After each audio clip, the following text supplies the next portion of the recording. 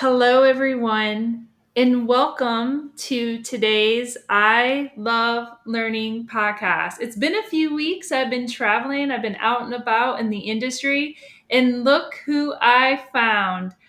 Today on my I Love Learning podcast, I have Susan Smith, and she is the Director of Safety at CSF Logistics. And I'll tell you all this. When I met Susan, I met her online, and her post stopped me in my tracks. She is the most, just gracious, kind, just full of gratitude and love when you see her posts. And I thought to myself, I really have to get to know Susan. And once I chatted with her and I realized I needed to have her and bring her on my podcast today so she can share her passions with you. And if you're feeling a little down and loss of hope today, at the end and towards the end, we'll hopefully you'll feel a little bit brighter, and especially brighter because Susan reminded all of us today that, what is it, Susan? You had Summer told solstice, it's summer solstice, which is the longest longest day. day of the year.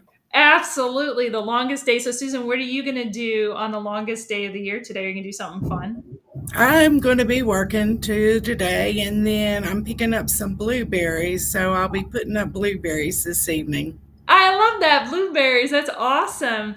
So, do you bake? I do. Oh, okay, that's great. Why I don't you tell can. you can? I don't know. I have never made a blueberry pie or anything like that, but I'm sure there's a lot of awesome things you can bake with blueberries. Why don't you introduce everyone to my podcast? Tell them who you are and tell them what you're passionate about. Well, my name is Susan Smith, and like Gina said, I am the Director of Safety for CSF Logistics. My passion has always been transportation. In fact, I got into transportation when transportation was not cool for women. Oh, yeah, I was born absolutely. and raised here in East Tennessee, and I did all the tests in high school of the things that you would be good in school, Hmm. after school. And I grew up in a town that was a coal-fired steam plant town. There were truck drivers all around me, and that was also the era of the CB radio.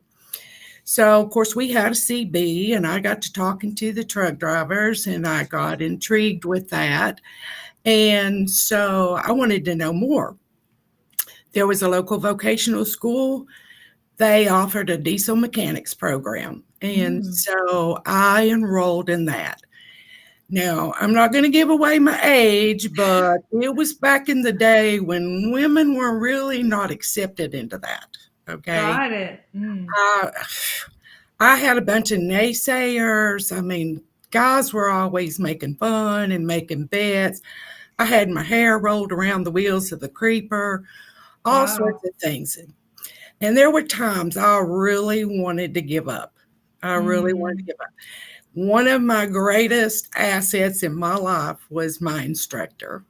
He believed in me and he convinced me to believe in myself. I So love that.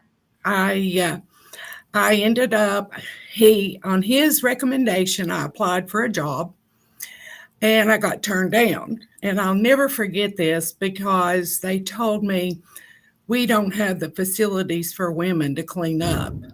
Mm. Wow. So, just a few weeks after that, they were offering a training class on fuel systems, which is what I had done. And my instructor was invited and he had a previous engagement. So he insisted that I go. So I did go. And I Wow. did very well. And in fact, they offered me a job. And it was like, in a few weeks, you now have facilities for women. I declined their offer. Wow. Yeah. Good for you. I don't blame you. I mean, honestly, I think about that in being passionate about something and then being told because of your gender. at that early time. And even that still happens, today, whether, it's reality or not reality. But in this case, obviously your experience was that. How did you overcome? It sounded like you had an instructor, but was there anything specific like that helped you overcome that blocker of, because you're a female, so you can't really change that. So what can you think of something specific or anything that really kept you moving forward to move forward with your passion? Something that my mom brought up to me many, many months ago, and a lot of after I was into this program, was the power of positive thinking. Mm. Because your mind is a very strong organ. So I got into reading about positive thinking, and it was like, you know what? There is nothing going to hold me down. And Oh, I just decided I was going to do it because everybody told me I couldn't. I was always asked questions. Well, how many spark plugs in a diesel engine? Well, anybody that knows anything about a diesel engine knows they don't have spark plugs. And I was always tried to be tripped up mm. always. But, I just stuck with it. And like I say, my instructor, he believed in me. He encouraged me. He was a big mentor and still is a big person in my life. I love that, Susan. This podcast is all about individuals who have minds of a champion. And the fact that you were bullied, the fact that you were told that this isn't something you can do because how you were born, and you thrived. I mean, you thrive. I mean, you're amazing. I mean, everything that you do on social media and in person with your drivers just is really inspiring. And I love the fact that for you, I mean, that positive thinking is the answer. And from a neuroscience standpoint, obviously, right, it helps transmit dopamine and different neurotransmitters that just makes you feel pretty good doing that. And in your life, I mean, today and then if you can think of what do you do every day to keep you happy and really to help you continue to learn and grow? Because that obviously the 80s were many decades ago, but you're continuing to thrive and grow. And what keeps you happy? Well, when you sit around with people that are negative Nancy's, Debbie Downers, and you're like, really? So I started doing some more research and reading on that. And one of the biggest things that I have learned that helps deal with that, even from my own standpoint, is gratitude. Hmm. I made a vow last year to keep a gratitude journal. That was what I started. And I vowed to list 10 things every day that I'm grateful for. Aw. And along this journey of writing that, and most of the time I didn't duplicate, but there were times there's been people in my life, situations I've been very grateful for. But when I struggled to think of 10 things, then I realized how many things I took for granted. And so that opened my eyes to being grateful for everything, even the bad things. The bad things opens the door for the good things. I really, that is, I hope Kevin Monroe is listening. His business is on gratitude. If those of you that went to our learning lab, he was the keynote speaker. Gratitude, there's so much research specifically to how that really impacts our brain structure and our brain size and the chemicals that are released within us each day. And you talk about a gratitude journal on paper. Recently, Kevin invited me to, this is an app. So, me being a technology person, there's a Gratitude Plus online app that you can list just three. There's just three things. Some days I even think three's hard. I can imagine 10 things that, you think about that continue to make you feel happy. And like you said, when you can write and experience gratitude, good things do happen. It opens doors in your life, and it opens doors for others' lives. You never know, right, Susan? If you express gratitude to someone else, how that makes them feel. Have you ever experienced that yourself, in terms of like showing gratitude or doing something specific for someone else, how that makes them feel? Well, actually, someone had made a post the other day about similar things, and one of the things I had just done that Mhm. day, one of the guys that works here, we work not side by side, but we do have to interact quite frequently. And so as I was getting ready to leave, and generally he and I are the last two to leave, I'll Mm. shut the lights off and everything back here. He's up front. And anyway, I started off and then I turned around and I went back and I said, "Hey, if nobody's told you," I said, "I just want you to know how much I appreciate you." Aw. And he said, "Thank you." And I could see his facial expression change. Mm. So my response was to the post was, who got the most out of that? Yes. Who Absolutely. actually, because I felt a real sense of happiness, and Mhm. I know he did, but it made me feel good too. Yes, absolutely. Yeah, I can't agree more. I mean, if you are feeling down and not hopeful, definitely expressing gratitude or even thinking about your own gratitude can really open things up for you. For me, when I think of learning, so learning is for me obviously life, and the love of learning is specifically researched as something that can keep you moving forward. And so I like to do research on what does authentic learning look like for individuals. So when you think about learning in your life, maybe the learning you had with that instructor, or maybe even learning at your organization, when you think about authentic learning, how would you describe that? What is that like for you? Patience, Hmm. perseverance, um, trust. Mm. I guess the list could go on, but a lot of perseverance and trust and knowledge. I like Um, that. Yeah, trust is something specific that you don't really think about a lot with learning, don't you? It's not something many people have mentioned on my podcast, but trust is foundational to everything. All of our connections and building authentic connections and really being able to teach somebody. You have to have trust. They have to trust you. And I know the drivers really do trust you, so that's amazing.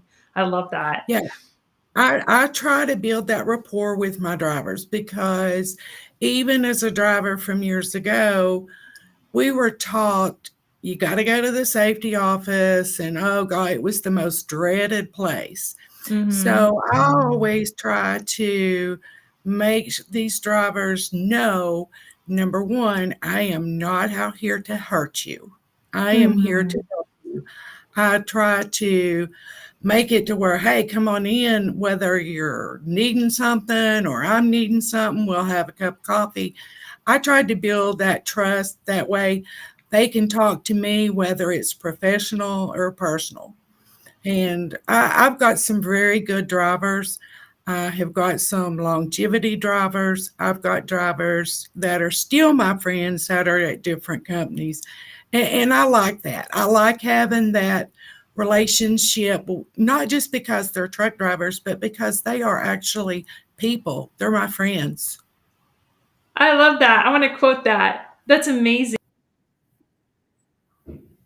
The thing is, different types of careers is, like you said, not actual people, and the reality is every single job, every single thing that people do every day, everyone should be treated they should be seen, they should be valued, they should be heard, they should be listened to. All of these things are critical no matter what your position is. And I mean, if you're listening today and you can hear Susan's story about how she started her career and there were hurdles and roadblocks because of how she was born, I would say, our experience has been, don't ever let anything like that hold you back and make you feel like you can't do something better for your life and thrive and move forward. Because what does it take, Susan? What do you think? What was it that like really left an impact in your thinking that said, you know what? I can do this? I don't know. I guess just the inspiration from your family. Your family will be a big support, even though there's always going to be one sibling that's like, really? But the family was the biggest support. And then it was one of those things as I progressed, your parents are proud of you. You know, Mhm. that I guess was a big thing for me. But people just start looking and it's like, wow, you did that? You know, wow, women were not doing that. So it was just an inspiration. Sometimes even when you got those great compliments, good job, that went a long way. Absolutely. Looking to people in your immediate life, looking, like you said, for a mentor or coach when you can't find that voice within to give you that positive reinforcement, because sometimes you really have to look outward and inward to feel that positivity. But I love that you had that support to help you move forward. That's amazing. So, what do you think? I know you deal with a lot of drivers. I have drivers reach out to me. That's why I started this podcast, in fact. And one of the things that drivers will say to me is like maybe they've lost their passion. Maybe they've lost their passion for learning. Maybe they won't even say it, but you can just see it in their eyes. They're feeling down and out. What advice would you provide to them, or what advice have you provided to people in your life if they feel that way? Well, one of the things that I have noticed, and this is just my personal opinion, but technology has come a long way since I was first a driver. The sit down restaurants have gone away. And that I think is one of the biggest Mm, things because drivers actually got to sit down over a cup of coffee. They would hear war stories. And I think drivers learned from each other by mm, doing that. So I try to stay up with regulations. I try to read up, and Lord, there's always something changing. mhm. But I want to be the ears and mouth if somebody needs to know something. Again, it goes back to that trust. I want to build that trust. I've heard horror stories of drivers, what safety people have told them to do, and I don't want to be that person. I don't want to be Mm, that person. I want to be your friend in the corner. mm. Yeah, everyone needs a champion. Susan is definitely a champion. She can be your champion. And you can be your own champion, right? And I think if you're feeling lonely, and the Surgeon General said this, 1 in 4 adults over 18 right now are feeling a sense of loneliness. If you look around and you don't see people out in your neighborhood, they're all inside. I don't know where they are, Susan. I like my neighborhood. I'm looking around like, where is everybody? Go out and volunteer for something, right? Go out and go to the Absolutely. go to the truck stop and connect with someone. Say hello, say good morning, open the door, make eye contact, and really make eye contact and say good morning. Be Yeah, present. just smile. I mean, if you just smile at one person and they smile back, it will definitely change your day. But like you said, just say good morning. Go to your coworkers. Just talk to somebody when you're getting fuel, somebody next to you. Say hello, because just that interaction will change your mindset. And it's just anything that you can do that you think is something that's nice for someone else, you'll be surprised at how it doubles back on you. Ah, thank you, Susan, so much for being Absolutely. brave Thank you. and coming on my podcast. I cannot thank you enough for being so positive on social media, being so great for your drivers to be open, having an open door for people that can come in and talk to you and make a connection. Susan, if anyone wants to reach out to you, where's the best place to find you? Except maybe not baking that blueberry pie, but where else?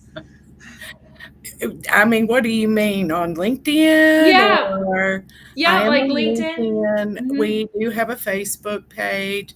Uh, you can just reach out to me, those two social medias. Um, and then Awesome. from that point, we'll go from there.